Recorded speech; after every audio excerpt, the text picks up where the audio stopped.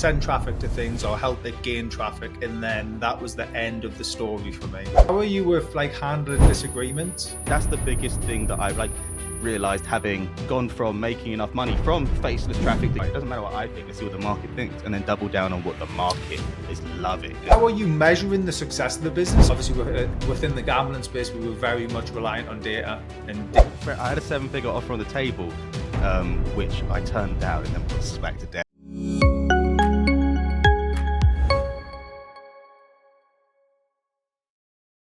Hi guys, today I'm joined by Jamie IF, and this is part of the Searcheroo interview series, and it will also be on my own personal channel and podcast. Jamie, you're a very successful, obviously super affiliate stroke entrepreneur stroke business guy, so quite a few different hats in one.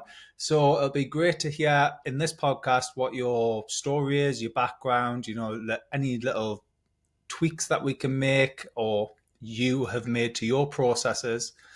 So can you start by just introducing yourself, who you are, what you do, and your journey so far? Yeah, I'm Jamie. I'm 27, from London, but now sort of dotted around, living elsewhere.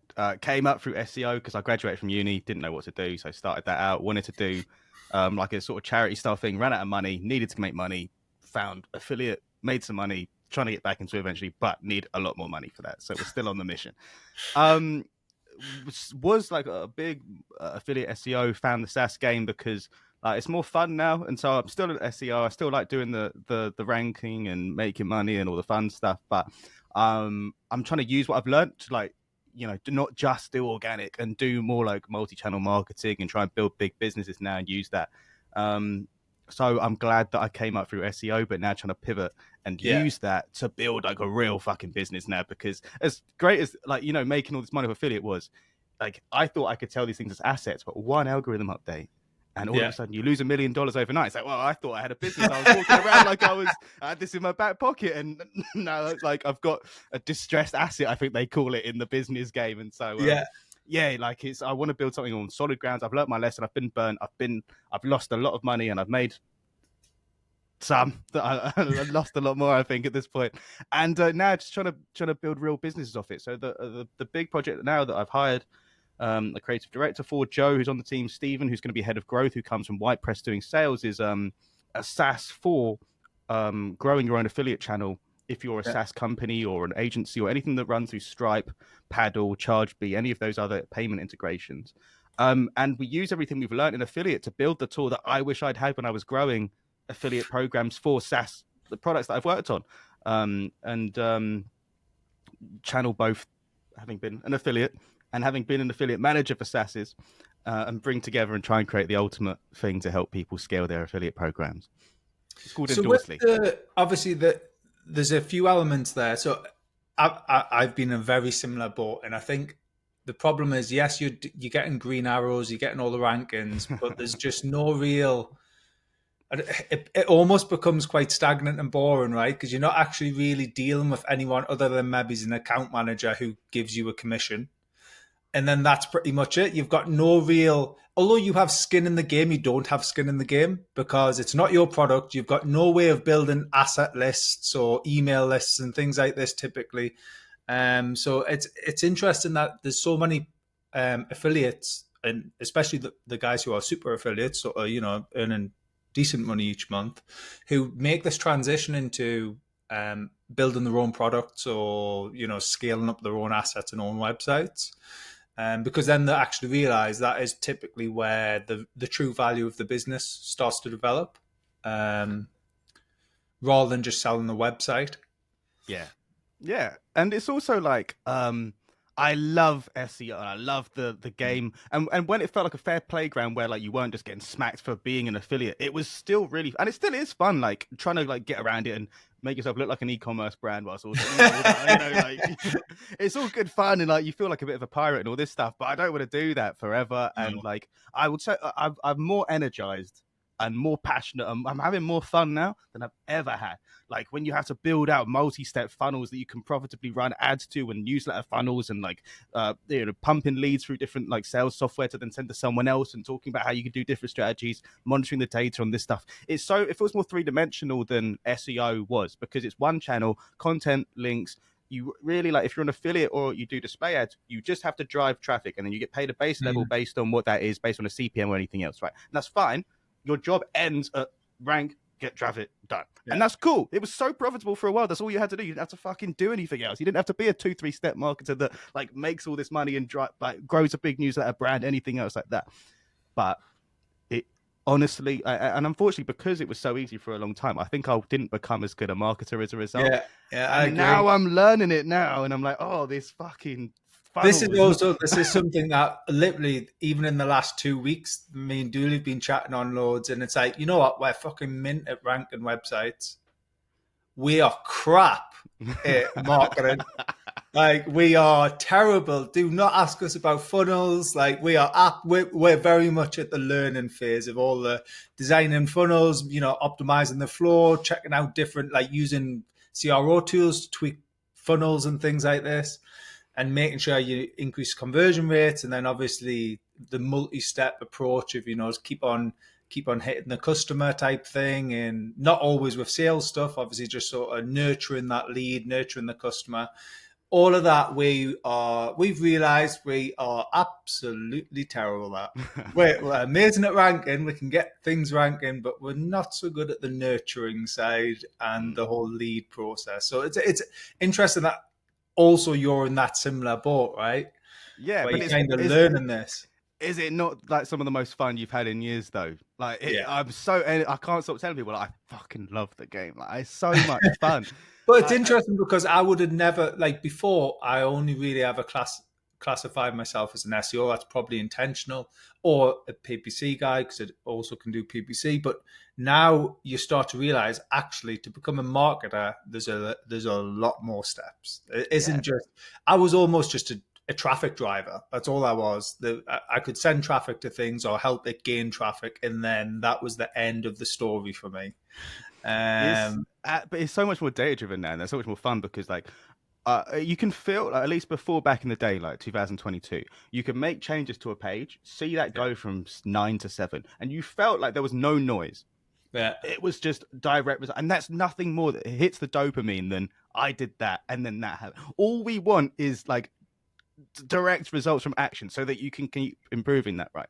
Yeah. Now it's more difficult to get that in SEO, but it's like even easier and better for that when you can see I spent X on ads, I got X newsletter subscribers. Over the next 48 hours, X amount of people went through. And it feels like the same kind of dopamine hit that I used to get in SEO from seeing direct feedback and the lack of noise in an algorithm. Yeah. That it is more difficult to get that now, especially if you present as a content first site rather than e-com or SaaS or anything else. It is the fun is back in like real business building for me. Yeah, well, this is like some of the websites I've been working on recently. That it's all more about funnels, increasing average order values, all of this. How can we package up the product so we can increase the AOVs? All of Yeah. this sort of stuff is like, it's a lot more interesting than, oh well, look, I've got it ranking, and Job right, done. what are you going to do now? Like, how do you maximize that money? I have no idea. I don't even know. Don't ask us about a funnel. Just click that affiliate link and buy something. Yeah, So and what we like do? go on. Sorry, go ahead.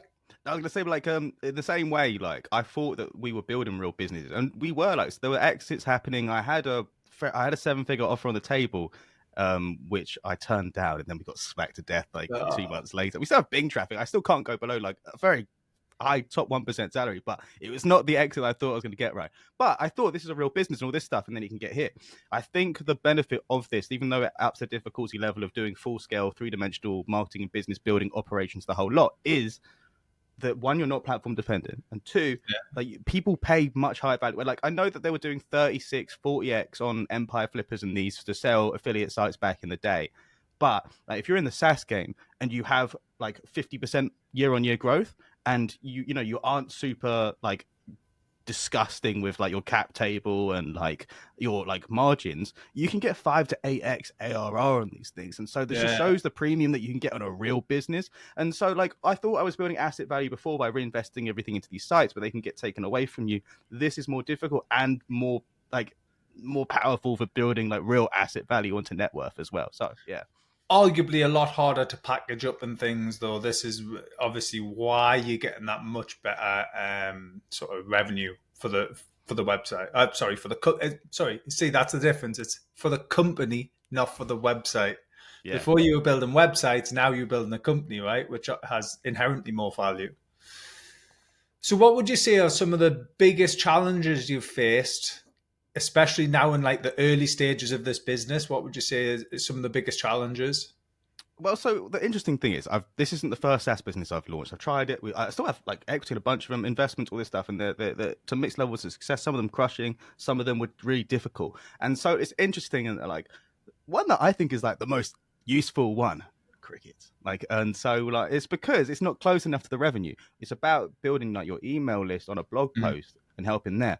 But a blog post email, while it's cool, you don't whip your wallet out for it because it's no. too far away from the revenue. So it's a hard Yeah. sell. And with these things, you've just got to cycle through offers, find the one that hits the zeitgeist, and then double down on those ones. And that's when you know that you've got something that could be a big business because the most people can buy it and you can scale at the right level. And so I'm trying to take my own emotions out of it and go, all right, it doesn't matter what I think. Let's see what the market thinks, and then double down on what the market is loving. And so I that's what I'm trying to like scale on now. We think we found that now.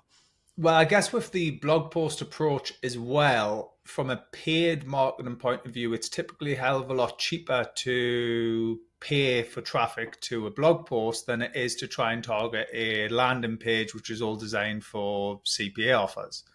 Yeah. So if you can, obviously conversion rates typically are lower, but if you can work out a way of converting that traffic, you're onto a win-win, right?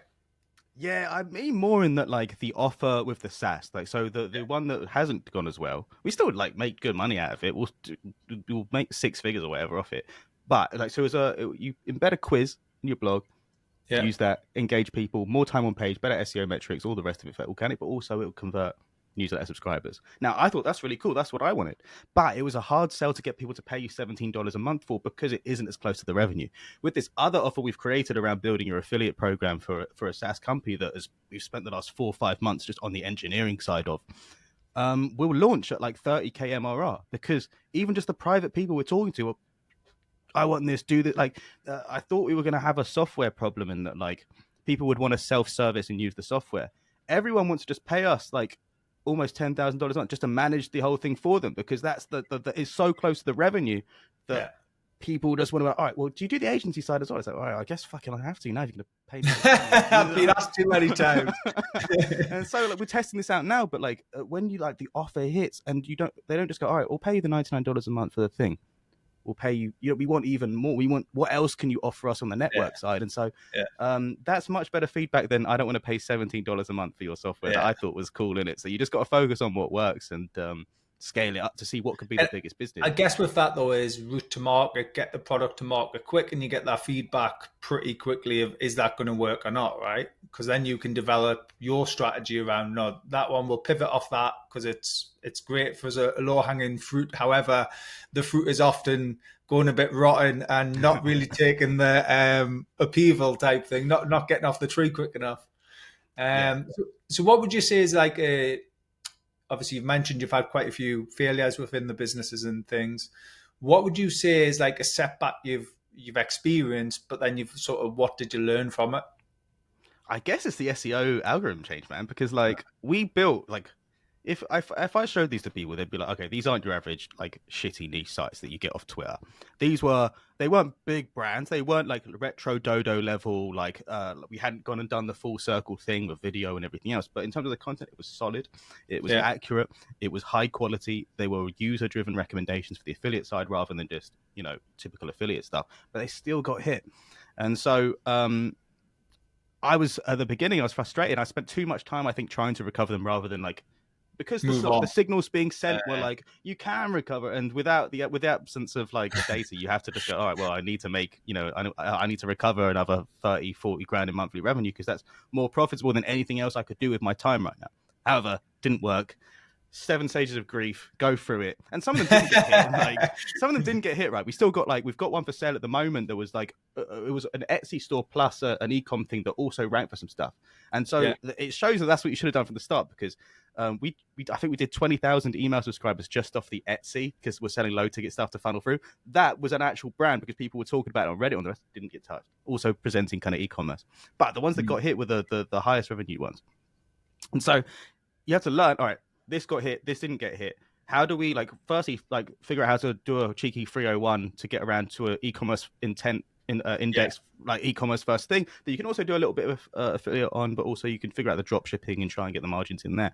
But it was more of like okay, am I not just going to the next stage of the same platform risk that I had before? Am I still just solely reliant on Google's organic traffic? And is that really a stock market you want to invest in right now with like AI overviews, the generative search that's going to come in? Genuinely, I think that most people are not thinking about the next 2-3 years where like a generative experience will be completely different to what it is now. And the best idea you can get is by going on Gemini, ChatGPT, and Claude, and seeing what the Yeah. recommendations for top reviews in your niche are. Ironically, Gemini, if you ask it for one of our niches, one of the ones got absolutely smacked to pieces. If you ask it what are good sites to recommend me gear on X niche, I'll it chip spits that out in. our site and then doesn't say any actual track. We don't write for anything anymore. Oh, But it's still another form of platform risk. Even if you're a SaaS company that relies on Google for organic, or e-commerce that has high-ranking collection pages for certain high-value terms that form a bulk of the revenue, and I don't want to be reliant on that. And so, when we're building out the setback and fix is how do we build things that are not dependent on one algorithm that can be fickle, or at least if we have to be, that is much more like sustainable and stable. For example, I do think that your newsletter inbox will become an AI summary and you won't be clicking on stuff. You'll get it summarized for you within the next yeah. couple of years, Yeah. destabilizing the entire newsletter market that was just like traditionally so stable. But it's still fucking better than Google. Like, so you got like it's still a better bet, right? It's going to be difficult to drive impressions. Same way we launched a community because I genuinely think impressions are going to get so expensive, and engagement and character and bonding emotionally is the last bastion of like non-AI taking. There's like, all right, let's focus on like this is how like the new subscriber, because subscribers mean nothing anymore in terms of algorithmic like reach on YouTube and TikTok, is community member. And Yeah. so that's like, how do we get rid of these low impact, low touch impressions and turn them into high touch impressions as well? Because you can like if you've got a newsletter that's about SaaS growth, which is what we're pivoting into now, it's what I've just hired a creative director to help grow with, is all right, once we go into SaaS growth, it doesn't limit you to just SaaS growth. If you want to grow your SaaS, maybe you need to use a content optimization tool. Cool, I can recommend my SaaS for that. If you need to do anything else around content, cool, I'll send you to the agency. If you're looking to grow your personal brand on LinkedIn because you want to be able to do organic sales growth for B2B, cool, I'll give you to my ghostwriting thing. Like it's all about the community in the building and realizing that these low touch, low faceless impressions off Google are not going to be the thing, and how to turn them into high value, high touch impressions. That's the biggest thing that I like realized, having gone from making enough money from faceless traffic that you never capture to now needing to capture that traffic. And so I know there are things now where you can IP match American page views into Yeah. emails now with like B2B and stuff like that. And obviously you can't do it in Europe because of GDPR, but you can do those sorts of things now, which might be helpful with just like driving massive faceless traffic. But again, like you have to reach out cold. You don't engage them and make them aware of your brand and all this stuff. And And start you've got filling the up. element of the user being a bit like maybe freaked Exactly. out. It's, it's it's Whoa, how do it's they know arguably who worse I than am? cold, isn't it? Because you Yeah. might like scare them away, and so like Yeah. it's not the same Like, as like Jesus, somebody's a these just fan. hacked my website. They know who I am. Like, they're on my computer. Yeah, exactly. And so I think community is the last bastion of this stuff. And how do we build a community around any area that can be taken so we don't have the same level of platform risk Which, as was what? with that in mind, Google's probably verifying that themselves in the fact that Reddit's at an all-time as of this podcast launch, it's at an all-time high. I think something like 3 billion traffic. Forums are exploding. Websites with forums are exploding.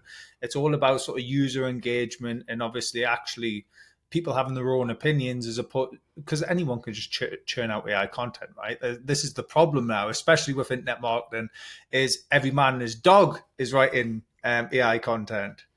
So we're going to pivot a little bit here. And obviously, you've run quite a few successful businesses, websites, sort them, things like this. So how are you managing like sort of teammates and things like that? Do you have like a core team that you take from business to business, or are you packaging them all up in one business and then selling the type thing? How are you Yeah, managing that element? yeah. So traditionally on the niche sites, what we had was a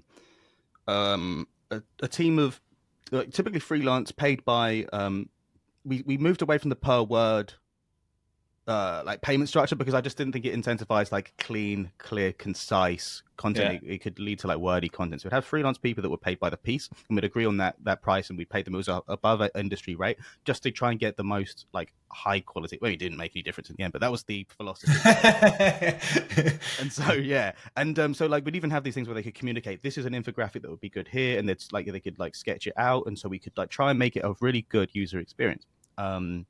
And so we had freelance plus virtual assistants that would then be able to create those, that would then manage graphic designers and stuff like that were in there, that were all managed by me. And then the number two in the company, who was Joe, who helped with all of these things and also grew the Etsy stores a lot as well. He then once we like scaled down the niche sites, because we sort of kept them on, like, because we still had good traffic from Bing and other places, but it wasn't really dependent on being super active, and so we sort of left them on the back burner to see what would happen. He went and worked for the founder of Sparkloop as his like number two for a while. Sparkloop being the newsletter buying subscription company, got bought by ConvertKit. And just in the last week, he's coming back to now to come on this next project, of which he'll be the creative director, responsible for doing all the newsletter growth, personal brand growth, creating more powerful lead magnets that I just don't have the time or like focus to be able to do, so I can focus on the main like strategy and vision for this new Endorsely project, and then he can focus on the organic side, passing leads to Stephen, who can then convert any like bigger B2B enterprise leads for higher value, and then sort of go on the growth and sales side on one end, and then the organic I do marketing. really like this angle that you're sort of adopting, where you kind of going, you know what, that isn't my bag. So I'm going to get the guy who it is his bag, and he's going to be motivated by that bag, and he'll do a good job. Whereas if I do, or yourself, if you did that job, you probably do it A, half-assed, B, you wouldn't really know what you're doing because it's just not your remit, and C, it's distracting you from the overall overview of the business, and you can get very much tied down by the nitty gritty, right? Whereas, getting this Joe guy who clearly has a lot of experience of newsletters and things, you'd like to think he's going to be the top dog at that area. That's his bag. Stephen, obviously, we all know Stephen. He's a very good sales guy. Again, sales, head of growth or whatever, that's his bag. Crack on there. And then that allows you to focus on, right, now what else do I need? Yeah, and so we want to marry the organic lead generation side with his being able to convert them. Like, even like I'm so new to sales, I don't really do a lot of it. So when like I discovered like HubSpot, when Steven showed it to me the other day, I'm like, oh, this is how people track leads and stuff. Like, this is like level one, like basic shit I that I still don't hate know. that though. Like CRM software and things. I'm like, oh god, like it just bores us to death. CRM. So I understand it, but like, I'm not the guy who's going to sit in CRM software and I'm moving him to step 2 now because he's in this phase. But it's so much better than losing leads, and so like Yeah, being able to move like Joe grows 5,000 people who sign up via this data, enrich those leads, move them to HubSpot. Stephen finds the good potential people, reaches out to them on whatever LinkedIn or whatever we have, and now we've got this full scale organic to sales system that we never had before, and nothing was being tracked. For example, we've got a load of people in the free version of the community. About 100 people joining a month now. We haven't really promoted it, so not many people know about it. So it's only got 350, 400 people in the free bit. But I got a DM the other day because we're hosting a London meetup later this month with Flipper, that about 150 entrepreneurs are going to. And one of the free people DM me like, hey man, can I come? I was like, yeah, sure. Go on his profile, and he's filled out all this data, including that he runs a very large AI company that I had no idea was just sitting in the free version. And if we'd built these systems earlier, that now with Stephen coming on board from October, we'll be able to, we can automatically funnel all the data parts from the Conversion Collective community, so that if anyone would be a great fit, we can let them know, hey man, just so you know, we also run Endorsely to help grow your SaaS company. yeah. And we never would have been able to do that before. And it was like, we were blind and now we can see. And so like, just from like learning these other bits of like surfacing leads without having to do it manually, it's just going to take it to another level that I'm excited about, because it's just so much spare capacity, because I've never done any of it before. Do you find with that is it's sort of like when I was involved in the gambling side, I kind of thought the reason why we were pretty successful at that was the ability to action quick. Mm. So like you're taking that, like you've understood it, right? I need to now take action on this, and the action is happening really quickly. Whereas if you were a bigger company with a lot more red tape around things, you might struggle. It might take you 8 months to get something rolled out, right? Or 12 months to roll something out. Whereas, do you think that's probably like quite a good key selling point, is almost like you're able to implement super, super quick? We can integrate new stuff quicker based on feedback for Yeah, sure. yeah, Whether that's on the engineering side because we've got the engineering team, whether that's on the marketing side based on feedback from sales and objections, so we can create content to solve those, anything like that. And that's the best thing about being a smaller sort of mm, grassroots team versus being like a bureaucratic big company that needs sign off on everything.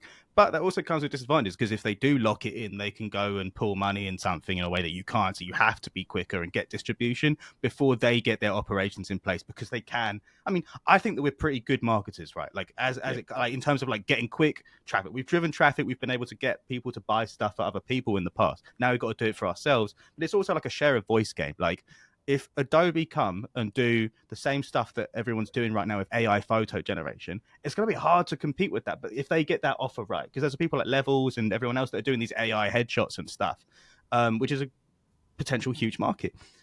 They are crushing right now doing 50, 60, 70K MRR because they quickly, as soon as the Flux model comes out, bang, improve the stuff. They can integrate this stuff in a day. As soon as the long tweet API comes out, Hype Fury and Tweet Hunter have let you do that via their thing in a day. Bang. It might be more difficult for a very large like Hootsuite or Crowdfire or whatever the large like social media management SaaSes are yeah, because they have to go through multiple layers. But if they get it right, and the brand has already been built. Oh, I know Adobe's Photoshop really well. You're going to use that because it's already there. So it's you that's have to true. get distribution before they can lock it in. So it is Yeah, like speed is of the essence, and it's the only advantage you've got when you're small. and maybe sometimes that then instead of them trying to code it themselves, they just acquire Well, yeah, I think that's if you you. do get distribution first, the next move is let's buy these cunts, right? Yeah, Like, yeah, don't stop exactly. being annoying. It's even better. So, how do you with obviously your team setup? How are you with like handling disagreements with like teammates, partners? How do you deal with that?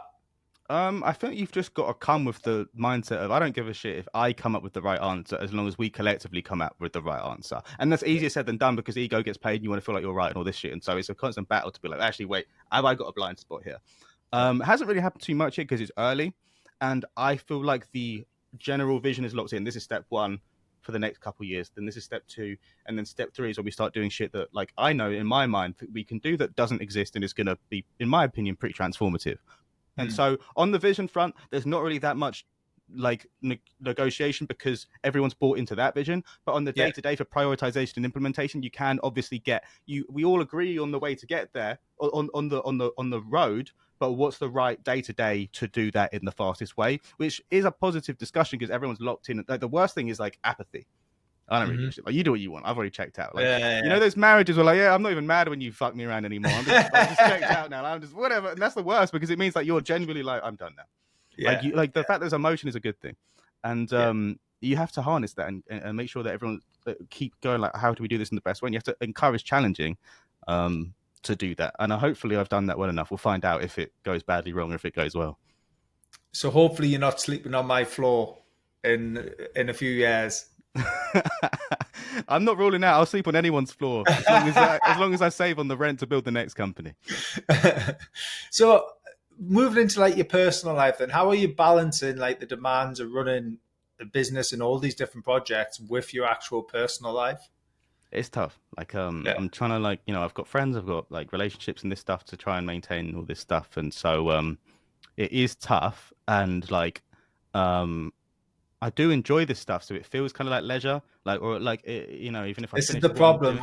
when you enjoy it, it almost like everyone else looking in goes, "You're a workaholic." However, you don't feel like you're working, Yeah. so you're doing a E- hobby almost. You Even know what I like mean? I'm winding down, right, and I might watch a YouTube video that's like Yeah. tangentially related to an element. Like I'm not that good at cold email, but I might see like a 45-minute banger come up on YouTube. I'm like, all right, locked in. But it's technically work because you're still kind of switched on, right? It's tough. And like, for example, last night I woke up at 2 a.m. and I realized I'd fallen asleep in my day clothes with the lights all on in my room. And I was like, fuck, I don't know what happened here. Didn't brush my teeth, nothing. I had to go and brush my teeth and then like go to sleep properly. Yeah. And I guess I'd just been exhausted from life, right? Because I didn't remember falling asleep. I just woke up and the lights were on at 2 a.m.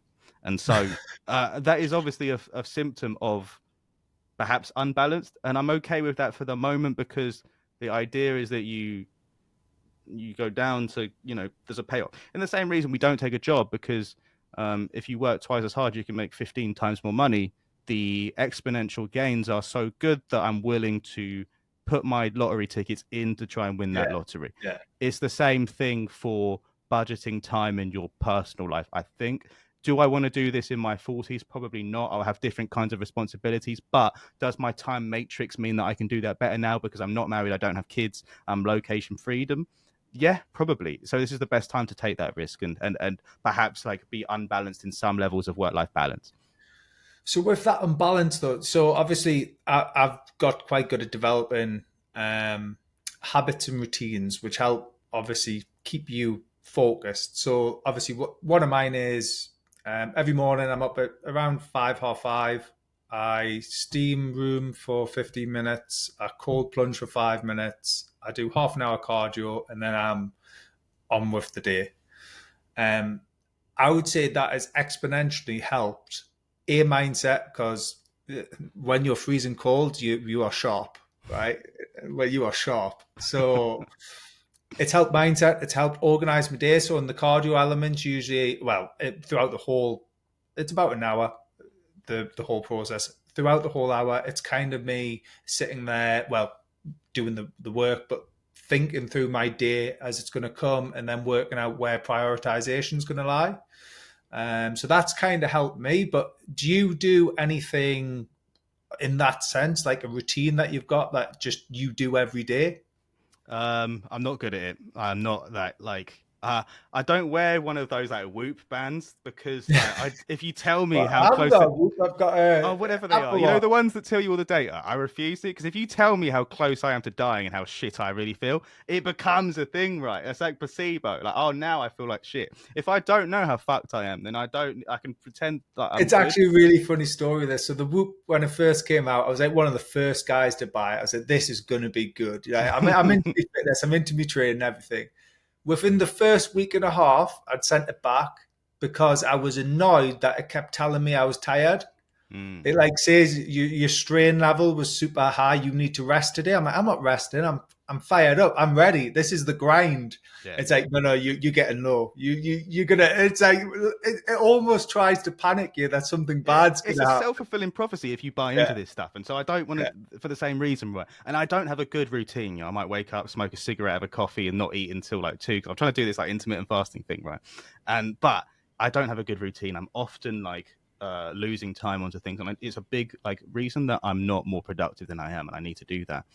But yeah, it's almost something like metaphysical in like being like spaced into 10 different things, not a bit like, and then just fucking sitting down and murdering it because you have to. There's something yeah, romantic in like having like just pouring your heart out onto a laptop on a day, like not being as like structurally sound, but yeah. just like you can hit another level of creative. I know this sounds ridiculous, but like there's a creativity level to imperfection, and like and this is me mostly just making excuses for the fact that I haven't got more structure and motivation, but that's how I feel as well, right? No, I can hear what. We'll get the videographer to label excuse one, excuse two, Oh, it is. excuse But three. I'm These are self-aware of the right in fact the that it's box. absolute fucking bollocks. But it does like there is a level to it as well. So with obviously, how are you measuring the success of the business? Are you typically just working it off like, you've got goals of revenue, or are you looking at subscriber levels? Like, how are you measuring the success right now? So for this latest Endorsely project, because it's not had a wide release, we're just talking to people we know and like beta testing certain elements of the offer. We don't have like revenue targets because we thought we were going to launch on 0, and we're actually going to launch on like pretty fucking better than could have ever have hoped, really. But when we do launch, we have revenue targets, but we also have, for example, Joe's organic sort of guerrilla growth hacking marketing kind of role with the newsletter growth. We have set KPIs for like based on bonuses if we hit 50,000 qualified subscribers within a year, with sub goals for things that are associated with that, like LinkedIn account growth, Twitter growth, Yeah, number of like directly linked Endorsely paid subscribers to that based on like tracking parameters that we can do there, and stuff like that. Stephen has his own growth targets that are just revenue based, based on finding people doing the work and all this stuff. And it's also like you have to track the growth of signups over time, yeah, activation, lowering churn, hopefully because of some of the add-ons we're building, net negative churn. That's always a great sign to have.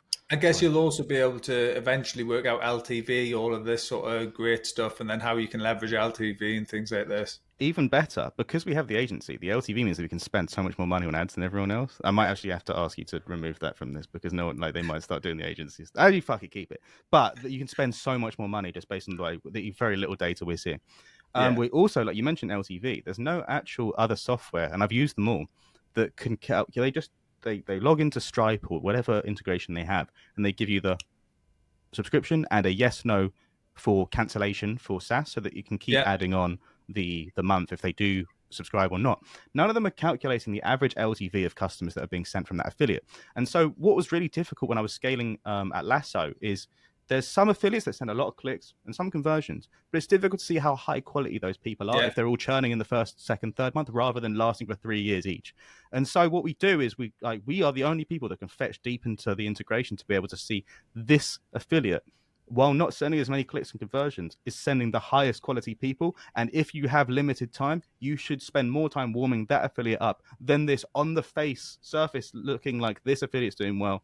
And no one else has built that. We're the only people that have built that level of So analytics. that's really interesting because it could actually be something. Obviously, I've got a bit of a background in the gambling business, but I know within the gambling industry, Mediacal was the platform that we were using, and that would very much what you're saying. It doesn't really tell you the LTV of the actual affiliate. It's obviously telling you how many FTDs you're getting and things like that. Obviously, these are all terms related to gambling, but it's basically telling you, how many people you're getting signing up.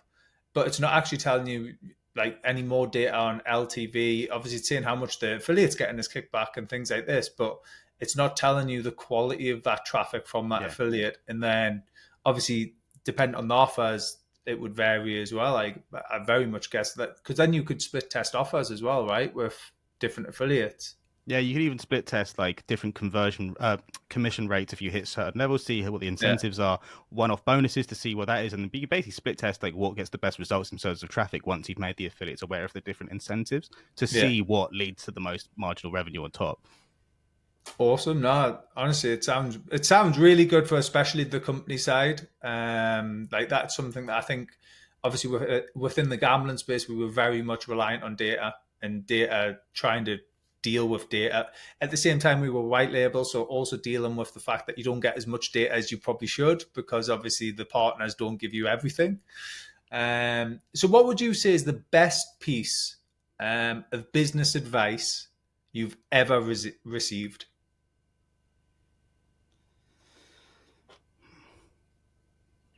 Do less. Like I'm a hypocrite, right? Because I tell everyone just do one thing and do it fucking well, and then I go and do 10 things. But like genuinely, like when I had one site, it was doing really well. We put another site, and it outdid the first one, luckily, but like not because we went on a blinder and did amazing stuff. We just got quite lucky.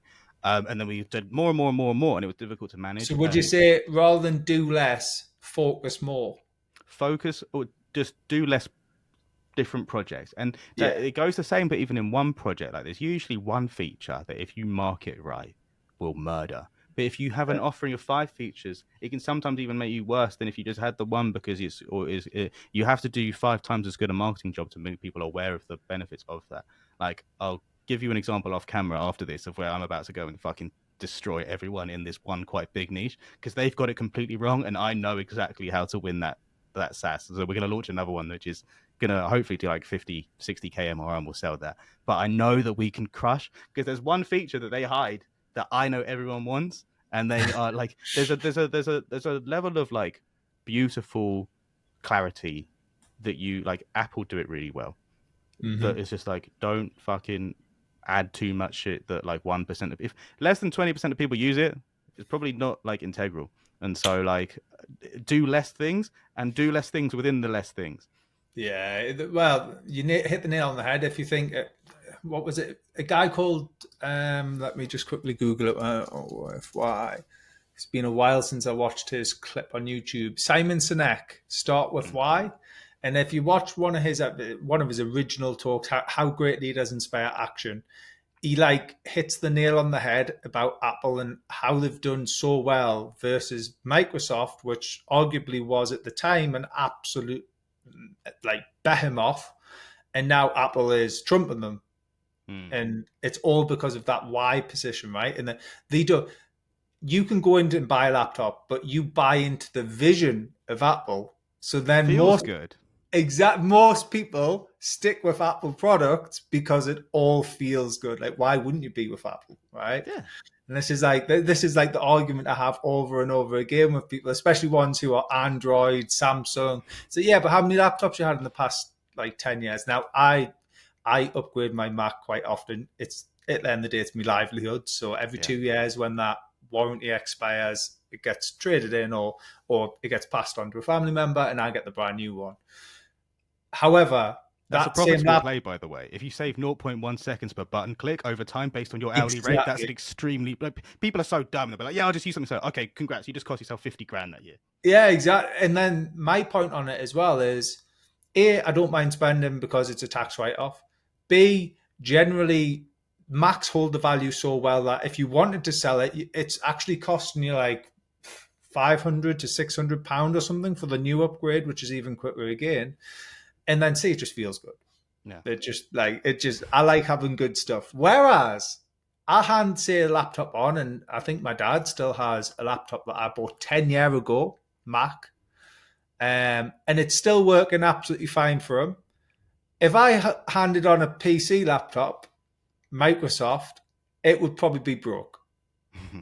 Like it just would be. Like it is usually what happens with them, right? The kind of longevity of the products, Yeah, I bought the new M3 Mac like a week ago right? to trade in for my MacBook M1 Pro. So I had that about 4 years, and it still lasts all day, and it's still fast. Like I want like this one has 24 gig RAM, so I was like, fuck it, I want this one. The other one had 8. It kind of gets so and the 8 like 16 would have been fine, but like 8 like you start to get a bit slow with the amount of tabs I have open because I'm a bit ADHD Yeah. with having fucking 70 open. But it's still like for all intents and purposes works fantastically well So despite being 4 years you're old. you're a fellow tabber as well. I'm a Oh, of tab course. guy. And Do you have I'll one read that tab? next week. Do you have one tab on the extension? So you press it and it gets rid of them all into one tab. No, I'm not even that organized. I have like just 3 browsers open with all the different ones that I'll get to at some point. This is one of my problems as well. So it's actually quite a funny story as well. So I've went into Apple before. I'm currently on the M1 Pro Max or whatever it is. I can't remember what gig and things, but the next upgrade is when hopefully the M4 comes out this Yeah. this year at some point. So that's going to be my next one. And I went into the store when I was buying this. He's like, what the Apple sales guy's like, well, what do you need it for? Type thing. Are you like a power user? I'm a power user, mate. Honestly, I need it like this top range one and all this. He's like, well, what do you do? I'm like, bit on Chrome, bit in an email, few spreadsheets, Firefox.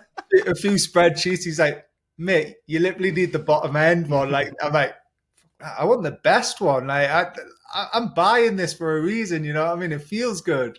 Uh, so then, well, summarizing, obviously both Apple lovers. Obviously, you're a successful entrepreneur. What would you say that, or what would you wish people would understand more about being an entrepreneur before they kind of try and make that leap? um, I have two sides of this same opinion from what I'm about to say. One, I think that entrepreneurs on, especially online, seem to like have this weird condescension thing towards people that don't, and I find it so weird. Like I've seen like normie or wagey going around. I think that's the fucking stupidest thing ever. There's nothing wrong. Like Yeah, it's a disease when you feel like nothing's good enough that most entrepreneurs have. Like, what's the next thing? yeah. What's the next thing? A lack of satisfaction and contentment with what's been done and the hill that you currently stand on. And I think that's the dumbest thing, and it reeks of insecurity from the people saying those things. There's absolutely nothing wrong, and it's one of the most gallant and like honourable things you could do is sign off at 9, be a great family person, 9 to 5, whatever. Not 9. I mean 9 p.m. fair and play. You're doing bits at 9 p.m. if you're doing that, but like, and then being a great person, having great fulfilling hobbies, and being content and happy. Some people are afflicted with something that says, "What's next? I need to do more," Yeah. and the requirement for ownership, the lack of ability to take feedback from other people and be managed, which is not a problem. But I think there's a weird condescension from some people that you have to do this. You have to like I would this. like 1,000% agree with that logic. There is like I've got very close friends, some of the best men and things, and they have pretty much a 9 to 5. Most of my friendship group, other than like the SEOs and things, a lot of them do have a 9 to 5. And what I do, there's something very nice about it in the sense that it hits 5 o'clock, they've clocked off. Whereas I'm still getting 55 messages, 60 tasks building up every single, like almost like every other hour. It's just building and building and building. And I have to keep going back and sort of answering them. So there is something like at the end of the day, everyone, you need that mentality as well. You need them people. I like to call them worker bees almost. Mm. Like they literally turn up, they'll clock on, they do their work and they clock off. But Yeah. it's because that is literally their focus, that's their job. You don't want someone in that position who is almost like a scatterbrain, who's just like circling around all day and then not really clocking off and just causing chaos. Yeah, but there's the other side, and as I mentioned, I hold the other side too, and that there are some people that want to have structure built for them, work 7, 8 hours a day, Yeah, and expect the same results that you put in without the same level of risk, without the same level of stuff, and it works both sides. There's both absolutely sides. Yeah. nothing wrong with being someone who prefers to have the structure built for you, who doesn't need to be, who doesn't need to put the same financial risk in play, and maximizes what they get year to year. But then also people will go like, I could do your job. It's like, or Mm-hmm. like, why do you earn whatever more? And it's like, well, actually, I think if you did a week in this same position, you would understand that. And so there's both sides, right? You Yeah. absolutely get your guaranteed salary bonus, and I think it's good to incentivize so that people want to take ownership in that as well. That's absolutely beautiful, especially when you have that in your team. You feel like everyone's going to war together. Nothing better than that. But at the same time, you can't be mad for someone who has taken on that risk. And it's only fair that if you are willing to take on risk, the benefits are exponentially larger. If I take on 3 times the risk, I'm not taking on that risk unless there's a 15x return. And that's Yeah. how it is, right? The returns are extremely good if done correctly because not many people want to take those bets. People prefer structure, and that's fine. And there's no condescension. There's a great contentment in signing off at 5. But then you also can't complain that the risk multipliers are very, very, very profitable if you are the person to complete that project and do it successfully and build that business. And so I hold both of those opinions on entrepreneurship, and I think both of them are correct. I would completely agree as well. So this is pretty much the end of the podcast, guys. Obviously, Jamie's enlightened us with loads of things on his own business, his own personal experiences, and things like that. Jamie, how can people find you online? What's your social media? What's the best way of getting in touch with you if people are either interested in Dorsely or just getting in touch, part of the community? Yeah, so I blog at increasing.com. My Twitter is at Jamie_IF. If you type in the same thing on LinkedIn, you'll find me. And the Endorsely project is endorse.ly.com. And if you do run a SaaS that you want to grow your affiliate marketing channel, we offer self-service tracking platforms on there.